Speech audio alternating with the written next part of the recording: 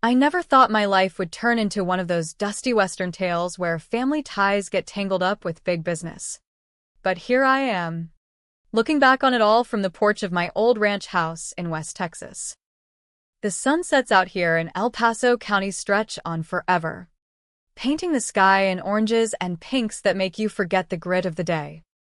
But back then, in the thick of it, there was no time for admiring the view. I was Emily Carter, the quiet force behind Harlan Ranch Supplies, a mid-sized operation that kept half the cattle ranches from here to Arizona stocked with everything from feed to fencing wire.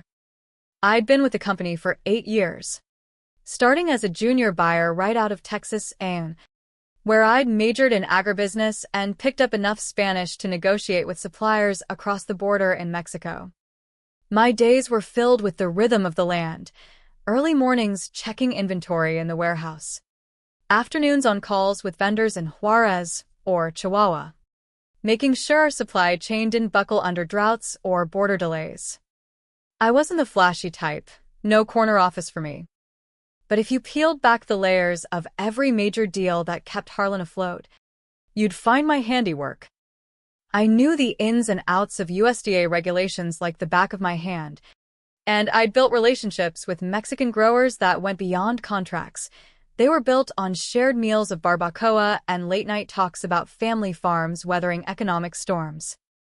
Then there was Jake Harlan, the boss's son. Richard Harlan, the founder, had built the company from a single feed store in the 80s into a regional powerhouse. Richard was a straight shooter, the kind of man who'd shake your hand and mean it. But Jake? He was fresh out of business school at UT Austin, armed with an MBA and a chip on his shoulder the size of the Rio Grande.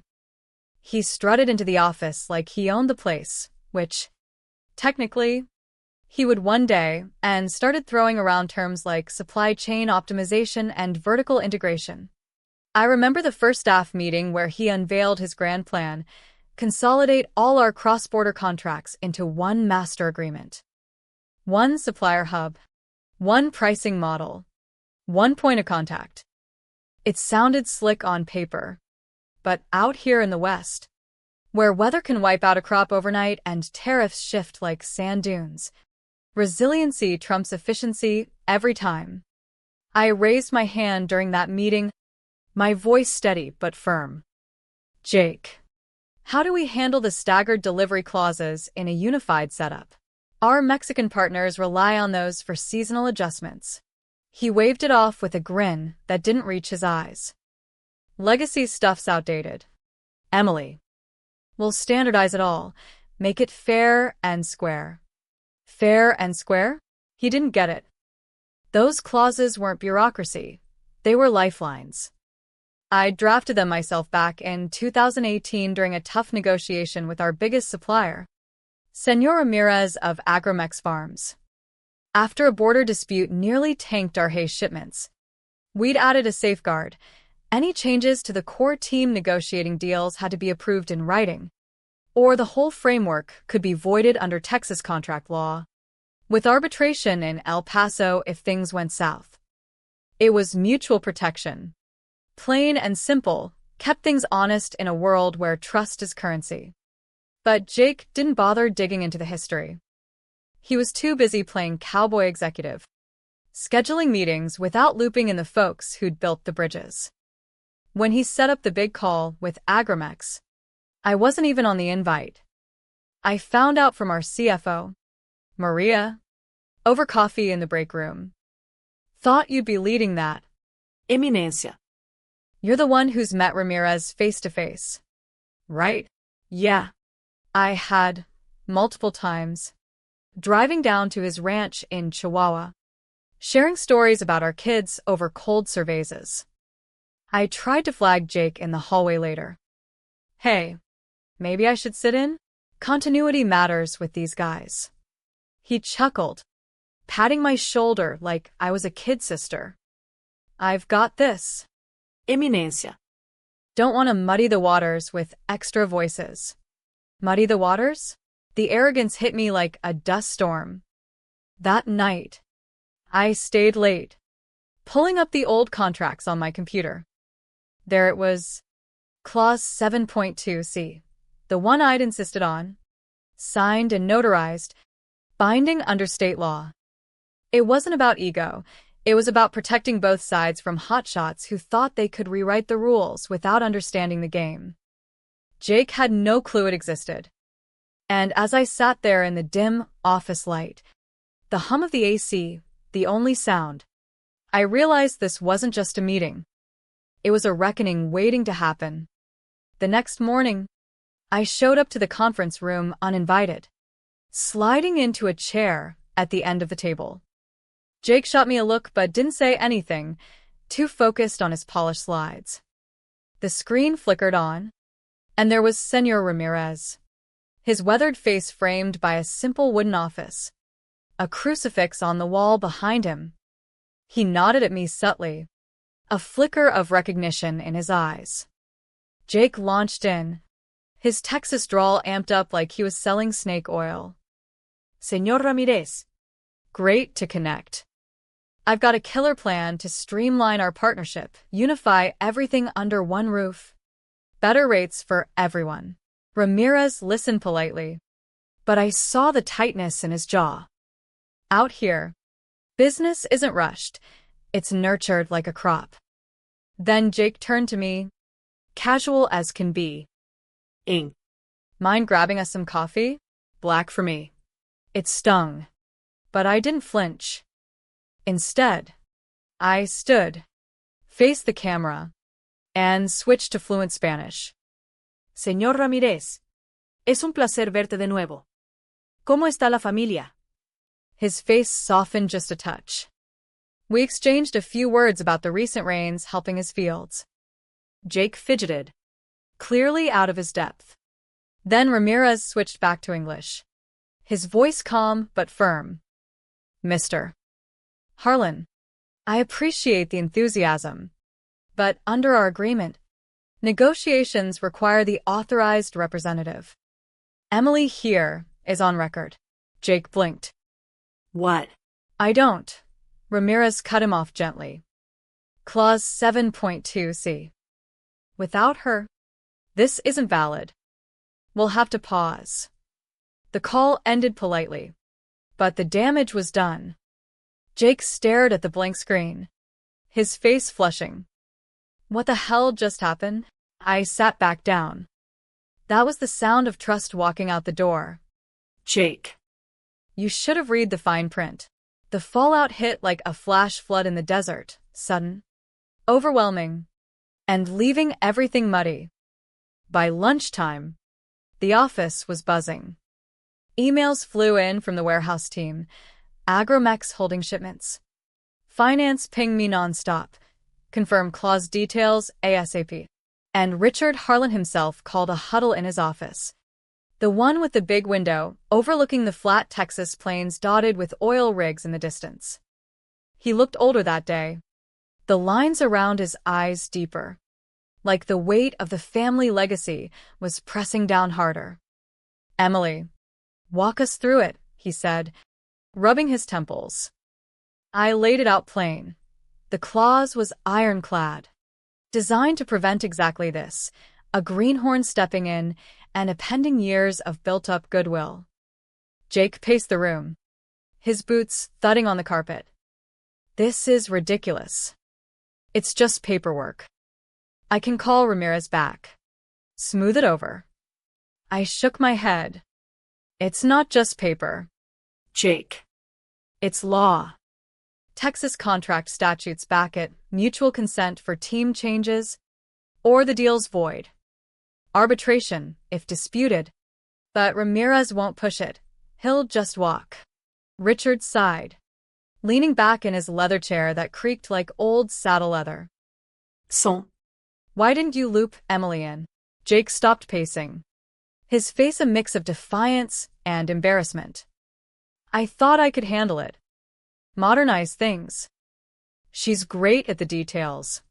But this was big picture stuff. The room went quiet. I felt a pang, not anger. Exactly. But a deep frustration. I'd poured my soul into this company. balancing late nights with raising my 2 kids, all while making sure our suppliers felt like partners, not pawns. And here's Jake, treating it like a video game level he could skip. By afternoon, the ripple effects spread. Agromex sent a formal notice, temporary hold on all deliveries pending review. That meant our hay and feedstocks would dwindle fast, especially with summer heat stressing the cattle herds we supplied. I fielded calls from ranchers we'd known for years, folks like old Tom Grady out near Marfa, whose voice cracked with worry. Inc. What's going on? Can't get my order through. I reassured him as best I could, but inside, my stomach knotted. This wasn't abstract, it affected real lives. Families depending on timely supplies to keep their operations running.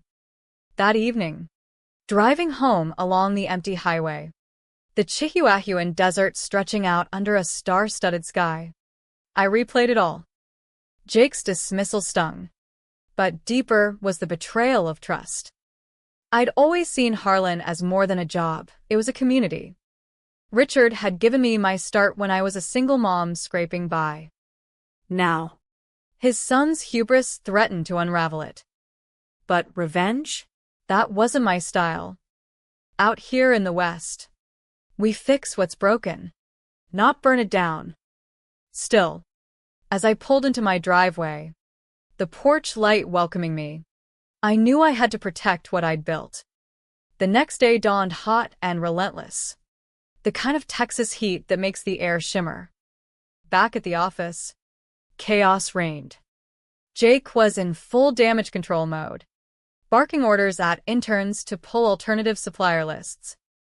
We pivot to domestic New Mexico growers, Arizona co-ops. But I knew better. Those backups weren't scaled for our volume, and prices would skyrocket. Maria from finance cornered me in the hallway. Inc. Projections are grim, 30% cost spike if we lose Agromex long-term. Retail partners are nervous. I nodded, heading to my desk to review the contracts again. Clause 7.2c was clear, voidance without penalty, but with a 90-day cooling-off period before re-engagement. It was enforceable under Texas Business and Commerce Code. No loopholes. I'd written it after a bad experience with a flaky negotiator who'd ghosted Ramirez mid-deal. Now, it was biting us, but fairly. Jake swung by my cubicle later, looking less cocky. Hey. Eminencia. Sorry about the coffee thing. That was out of line. I looked up, searching his face. Was it genuine? It's not about the coffee. Jake. It's about respect for the work, for the people. He shifted uncomfortably. I get it now.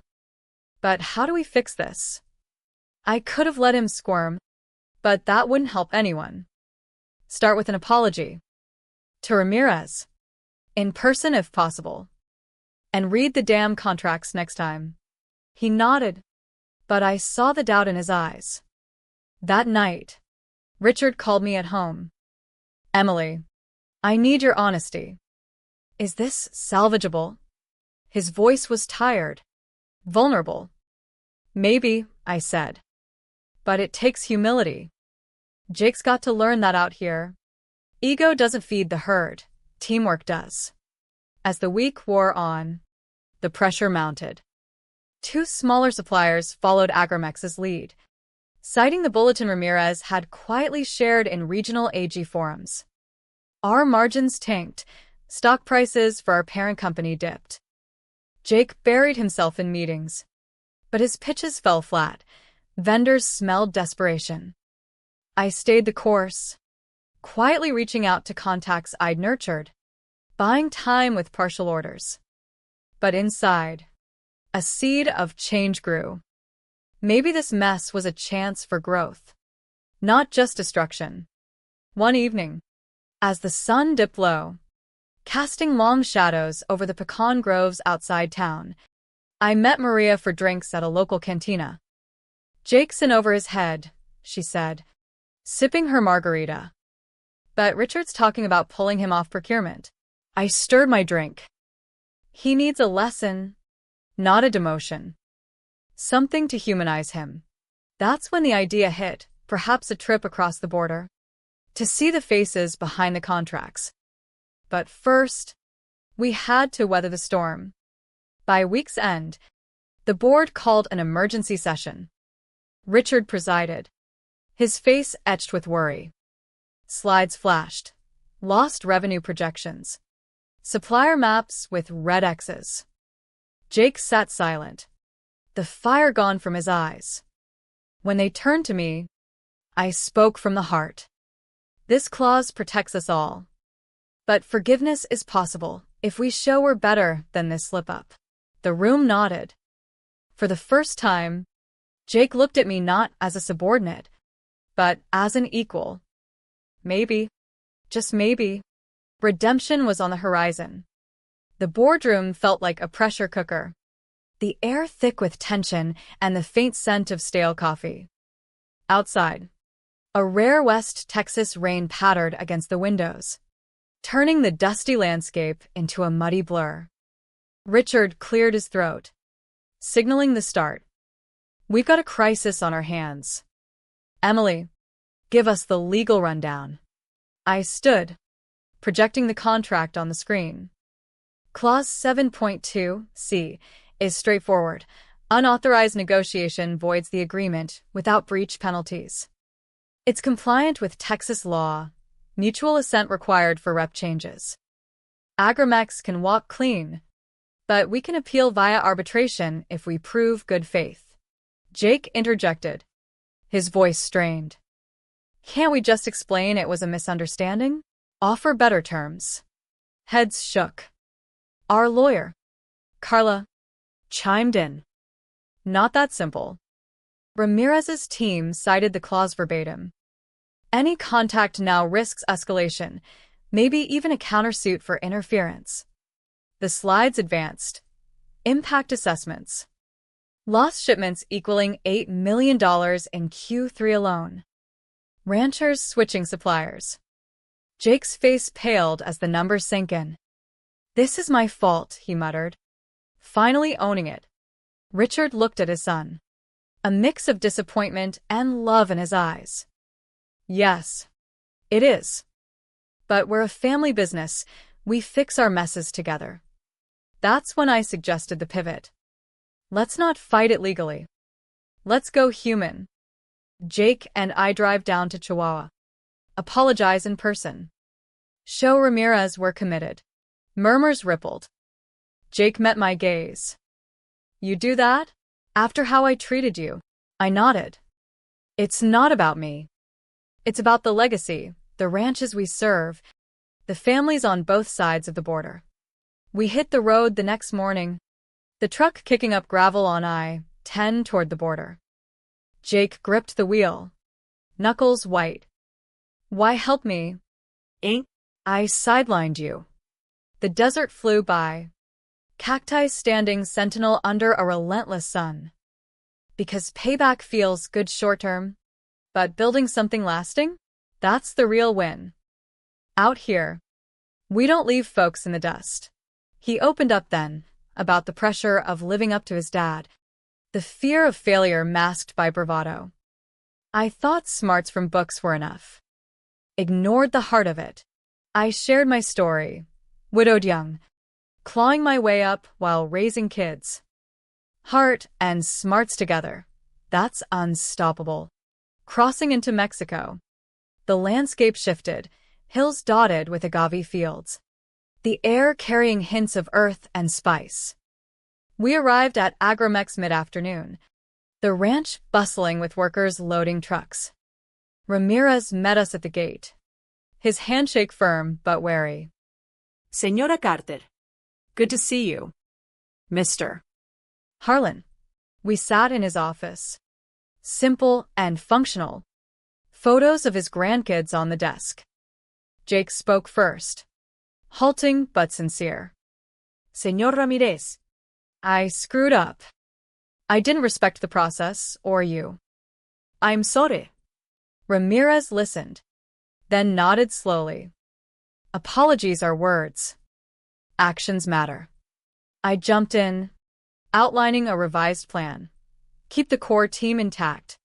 Add flexibility for his seasonal needs. We talked for hours, sharing laughs over coffee and empanadas. By dusk, Ramirez softened.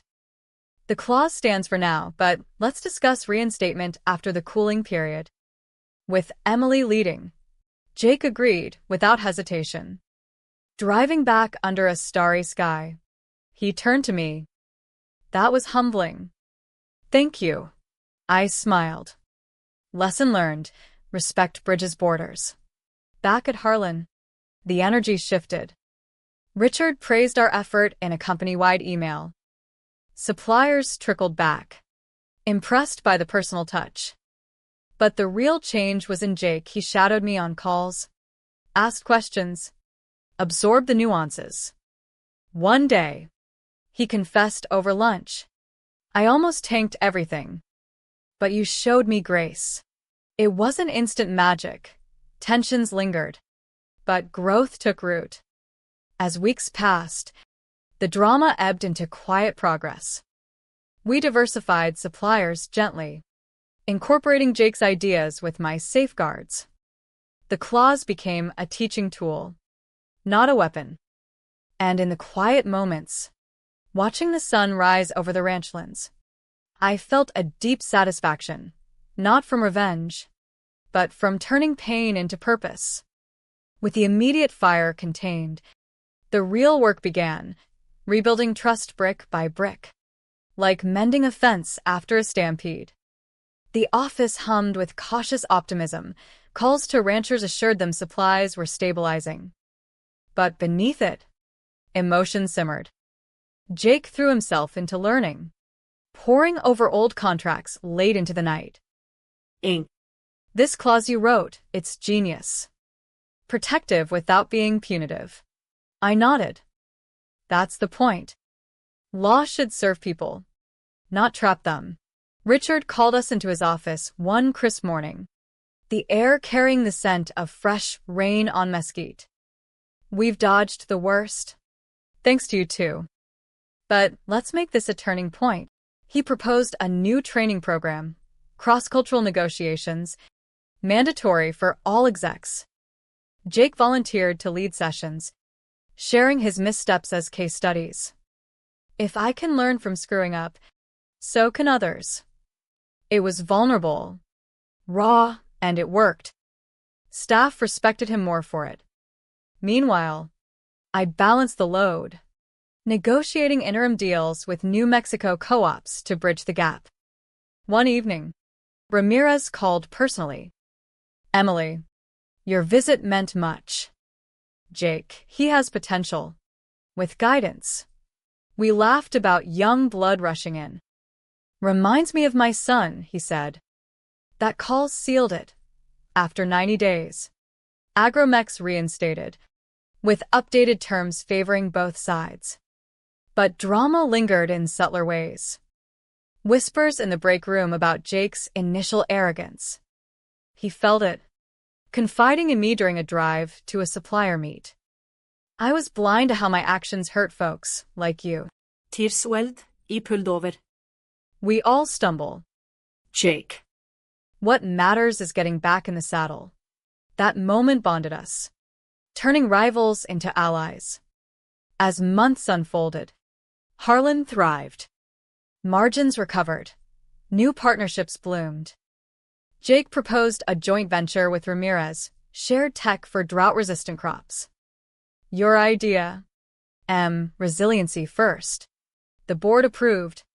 And at the signing in Chihuahua, under a tent with mariachi music, Ramirez toasted to lessons learned and friendships forged. Back home, life softened.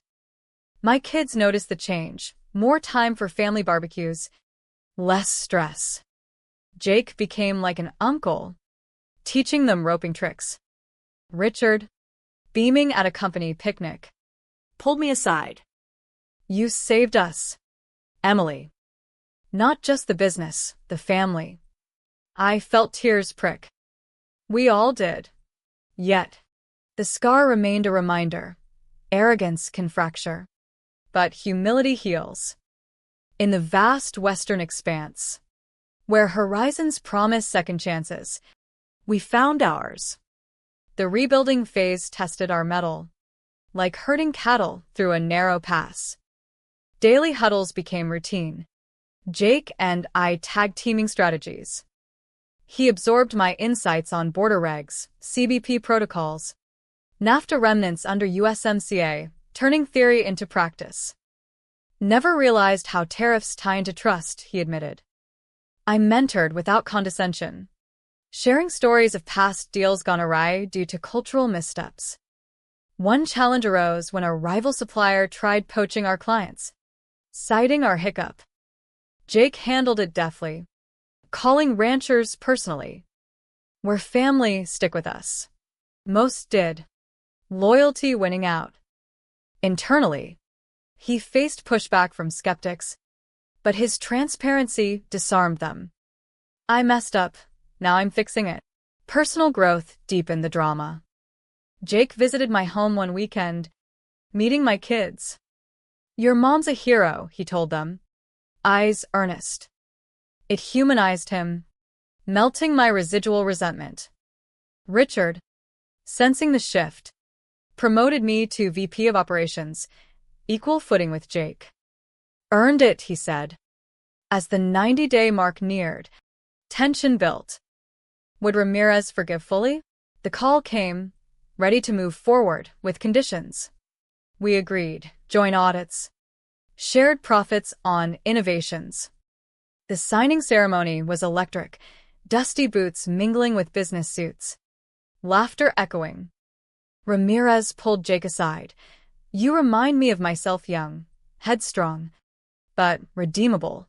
Harlan emerged stronger. Policies evolved to emphasize empathy in dealings. The clause?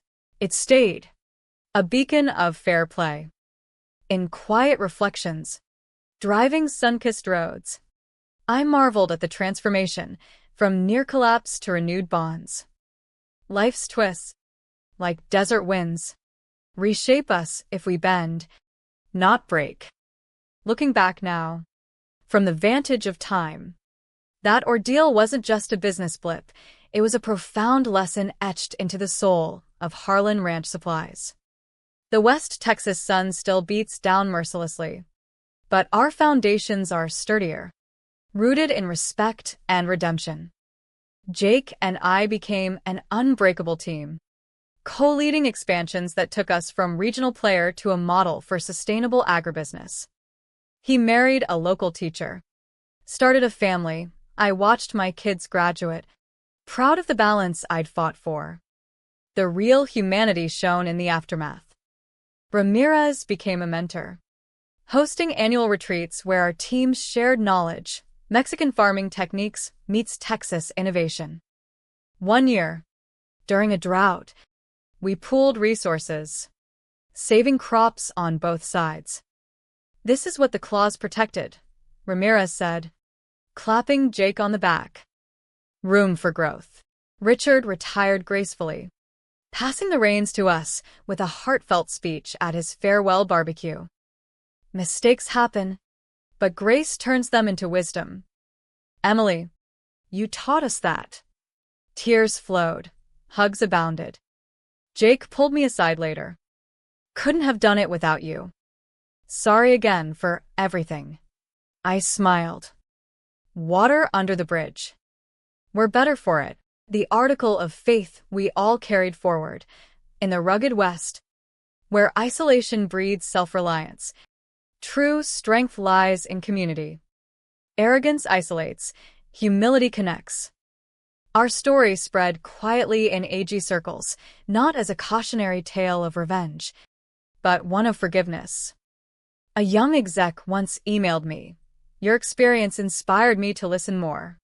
That's the legacy, not the clause, but the lives touched. As I sit on my porch now, watching the horizon swallow the sun, a gentle breeze carrying whispers of mesquite, I feel peace. Life's dramas shape us, but with heart. They refine us. The lesson?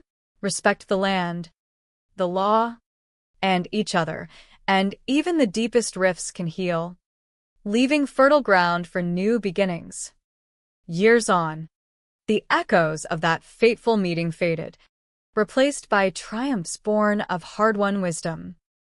Harlan diversified into eco-friendly feeds, partnering with universities for research, Jake's brainchild. My execution. We navigated pandemics and trade shifts with the resiliency I'd always championed. Ramirez's family visited Texas, our kids playing together, bridging cultures effortlessly. Personal redemptions deepened. Jake volunteered at local AG co-ops, teaching youth about ethical business. Paying it forward, he'd say.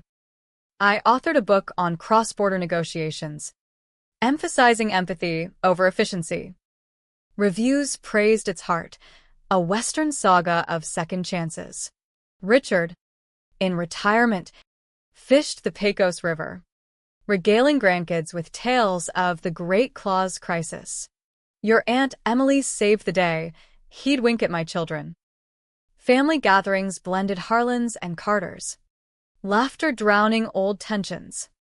The profound shift was internal. Jake confided once. Over campfire embers, I was lost in ego. You showed me the path. I replied, we all need guides sometimes. That vulnerability forged unbreakable bonds. In the end, the story's moral whispers softly, like wind through canyons, in America's vast West, where horizons promise renewal. Forgiveness outshines retribution. Arrogance erodes empires, humility rebuilds them stronger. Our journey, from shock to synergy, proves that with open hearts, even betrayals birth beauty. As stars blanket the night sky, I'm grateful for the drama that led to this grace.